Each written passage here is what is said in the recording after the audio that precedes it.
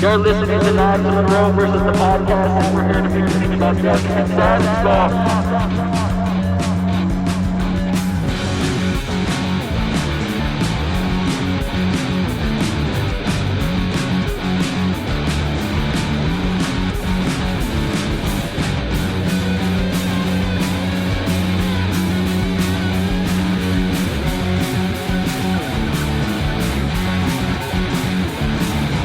Welcome to another episode of the podcast. I'm Knives Monroe. How you guys doing? Hopefully you're doing well. This is a pretty interesting setup if you're watching this on YouTube, if I do say so myself. If you're on Spotify or SoundCloud or Apple Podcasts or wherever you get your podcasts, check out my YouTube because every now and then I upload the videos of this, and I love this setup.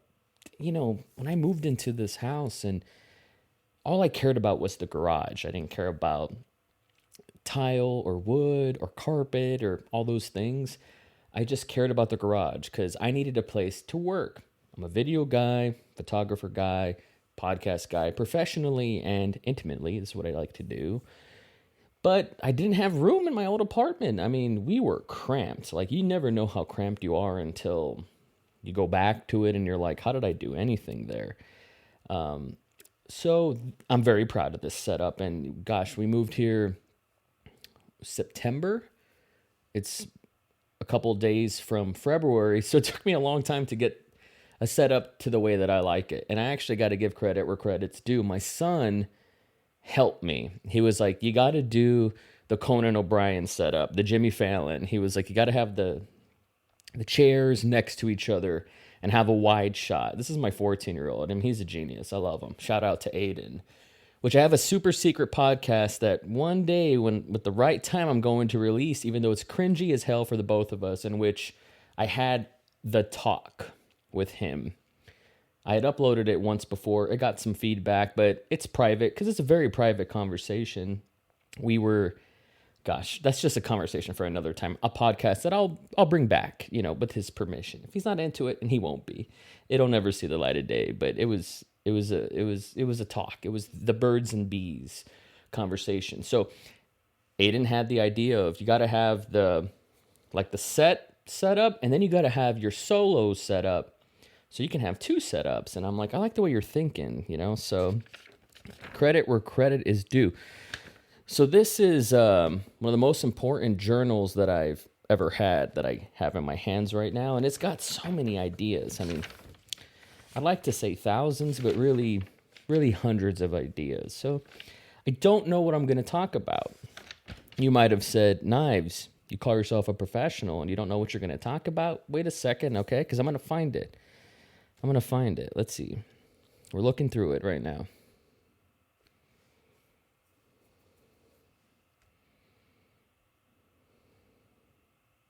Oh, this is a good one. Let's do this. Here's what the idea just says. Aren't you sick of saying I could be doing that? What do I mean by that? We live in an era where there is an overabundance of content, not just films, not just sports and 24-hour news, print, blogs, articles for days, tweets. You know, there's still newspapers and magazines and books. You know, I have a bookshelf of 100 books that I haven't gotten to. We live in an oversaturated market. Content is king, right? Eventually, you know, I've always saw myself as more of a producer and not so much of as a consumer. But having said that, I spent the entirety of my 20s binge watching content, and I did it for the sake of research. This is water. People have the audacity to think this is alcohol. No, I don't drink.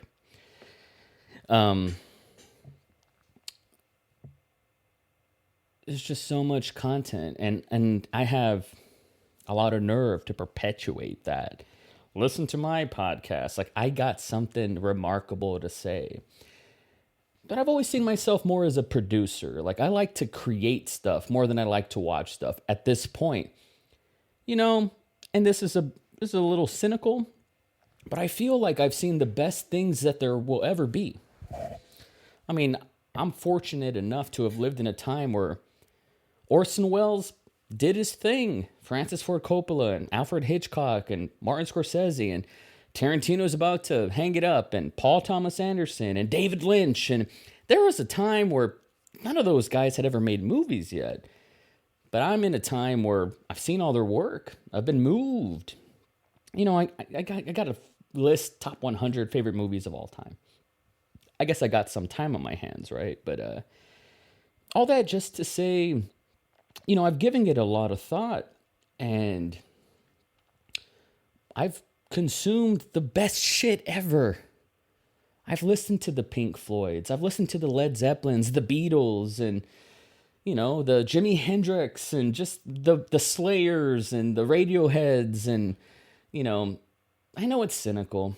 It's a little elitist. It's a little fatalistic, I know, but I've enjoyed a lot. And it's, you know, I'm fortunate. I consider myself a connoisseur. I like to absorb all kinds of media.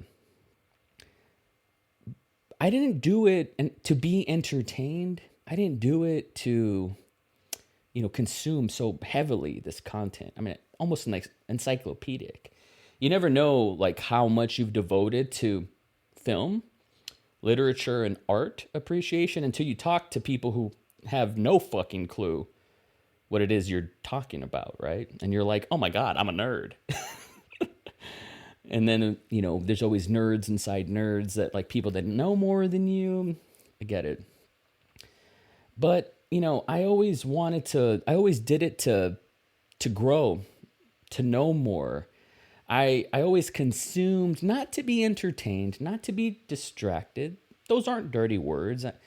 You know, those are lovely, valuable things. But I never did it to escape. I never watched multitudes of films and books to escape. It was to learn. It was to grow. I think in a lot of ways, if I do say so myself, I'm proud of this. You know, the story of Knives Monroe either is or will be a success story. And if I had to give the credit, what made me different, people will say, well, you're privileged in this way, and your mom was this, and your skin color was that, whatever. Honestly, I loved books. I went to books. I went to the school of thought, you know? And so I owe a lot of me getting out of my hometown and making something of myself, or having the desire or the vocabulary to even dream, to books, because I just threw myself in it when I was a child. And then as soon as I realized at 16, oh, I'm a filmmaker, it then became like the Matrix. You know, when Neo's like, I know Kung Fu, and he's just installing jujitsu and Kung Fu and drunken boxing and Taekwondo and Muay Thai, and he's just installing all these programs. I went to art for that. Now, the ratio, my consumption production ratio, has often been off balance, where the ratio is more, you know, I watch 5,000 movies for every one I've made. And I've only made 4 films. I mean, sure, I've made hundreds of YouTube videos and hundreds of podcasts at this point, but I'm not as prolific as I want to be. Hence the daily podcast. It's, you know, I have been doing more than I've been consuming, and it's good. I'm going to be 32. Like, you know, I don't think that I'm done learning by any fucking means. But I've also watched Apocalypse Now and There Will Be Blood 100 times. Like, I've seen a lot of great shit in my life. There's been some great things that already exist that I've yet to see. If movie production stopped today, I'd never catch up. It's an impossible game. But going back to this topic in this notebook here, eventually you get to this threshold where you start looking in other people's cups, seeing if they have more than you. You start getting jealous, green with envy. and saying, well, I wish I had what they had. You start getting petty. You start getting entitled. I'm guilty of this. I'm a human. You start saying, why do they have the shiny toys? Why do they have what they have? What do they got that I don't? Well, I've been doing this for a long time. Knives, if you're being fucking real with yourself, you've been studying nose deep in books and watching and listening to audio commentaries and other people on podcasts talking about what you want to do. You've been doing that more than you've been making stuff. Friend of the show, Dave Knopp Top, go watch his stuff. His whole slogan is go make something. I'm guilty of having been preoccupied with consuming, loading these programs after programs, feeling inadequate, like I'm overcompensating for my talent or my skills or my labor or something. But it's like, enough is enough. Go out and make something. It's hard to say I'm ready, because there's always a come down of, let's say you go film a wedding, or in my instance, I went to Hawaii for a week last year. And when I came back, like, I was exhausted, I was 5 hours behind or ahead. I don't remember. I think I was 5 hours behind. And so there's this lag time, and, jet lag is real. And, you have this come down, and you have to like go inside your cocoon and emerge as a butterfly again. Right. And you have to strengthen that muscle. It turns into a callus after a while. The more prolific you are, the more it's like running. First mile after a couple months of not running is hard, right? The first 5 miles is hard, but after a while it becomes second nature. Same thing with creativity.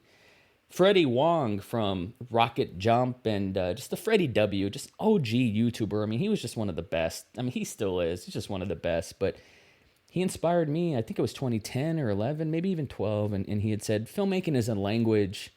If you don't speak it, you're never going to learn it. You have to practice it every single day. And it's true. And it's not just theory. Everybody thinks they know everything. Like, how much of your knowledge comes from repetition and experience and history? How much of it comes from that?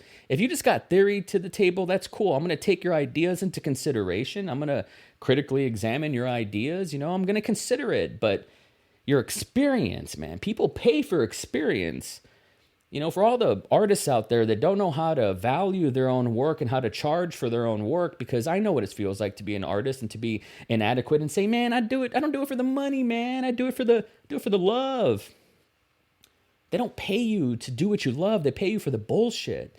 They pay you because you've dedicated yourself to this craft, and it is a craft. They pay you because you're a dream interpreter. You know the language. Put the pieces together. You have the sixth sense. That's your mutant power. They pay you to do the thing, not to live your dream and to be happy. And that's the romantic part of all of us.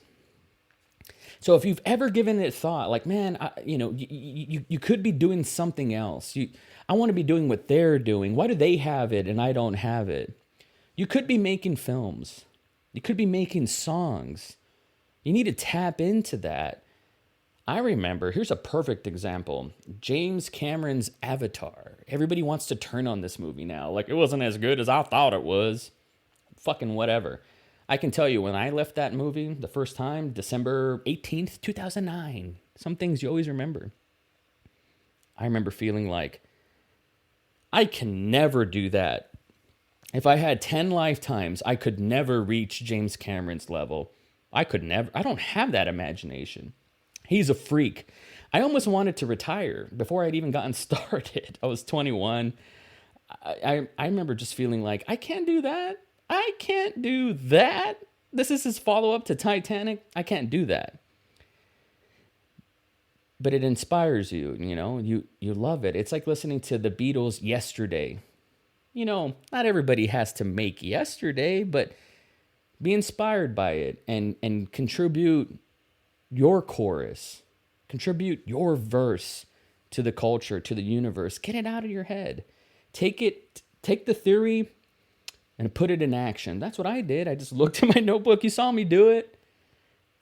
Flipped the page and was like, yeah, that's a tangent. That's something I could talk about. That's a podcast I could riff on. Go with the flow. Anyways, I could beat that topic into submission. I could bend it like a pretzel, make it tap, and squeeze another hour out of it. But let's be honest, I do this every day. There's more juice to that berry.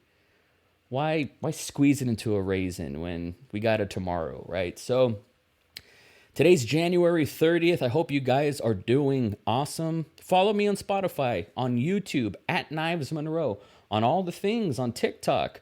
Follow me. Say what's up. Cool things are happening in February.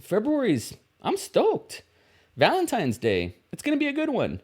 I think I'm going to get some AEW tickets over here in Cedar Park, just 10 miles away from me. Watch some AEW live action televised event with my son. I'm stoked. I'm stoked for that. Got Brian Kern from the Common Chaos podcast who's going to be on my show. I'm stoked for that. I'll be making another mini documentary. I'll be back on the road with Hiring Our Heroes, which I cannot fucking wait for. I'm foaming at the mouth. I'm chomping at the bit to get back on the road. Even though travel, I'm that guy with the neck pillow on the airplanes now. That's like, don't talk. I became that guy. I used to be like, look at the liftoff. I want the window seat. And now it's just funny how that happens. But I am stoked to get back to work and show people what I'm made of, because I'll tell you this, I have not gotten soft being in Austin, Texas for a couple of months. I feel good with my video skills, my editing, my photo. I'm getting better, man. Like I look at my first day of HOH and look at where I'm at now, and I'm feeling good. People that I work with are awesome. I'm looking forward to seeing their faces. I feel good. February is going to be good. I'm going to be an uncle again. My brother's having a baby. Jeremy, if you're listening to this, I can't wait. I want to hold that baby, and I want to give that baby a kiss on the nose. Like, oh man, I'm going to get emotional. Like, that's going to be awesome. And so I'm going to be an uncle again, I'm stoked. I got cool people coming on the podcasts, and I'm the luckiest guy in the world. Things are good. Things are good. Knives, open your heart. Let good things in. Nothing's bad unless you deem it so. Nothing's shitty unless you let it occupy your heart. And, any thought can turn into plaque around the heart and hurt you. But on the flip side, you can take that energy and turn it into warmth, turn it into a golden light to shine on other people and do really cool things. So this is weird. This is crazy, right? This is a crazy one. This is fun. I feel good about this. How you guys doing? You feel good? I feel pretty good about this. I love you guys. Thank you for listening. Cue that fucking outro. Never ever believe anything you hear. And believe only half of what you see. And always, always, always, always, forever and ever and ever, put a force field around your heart.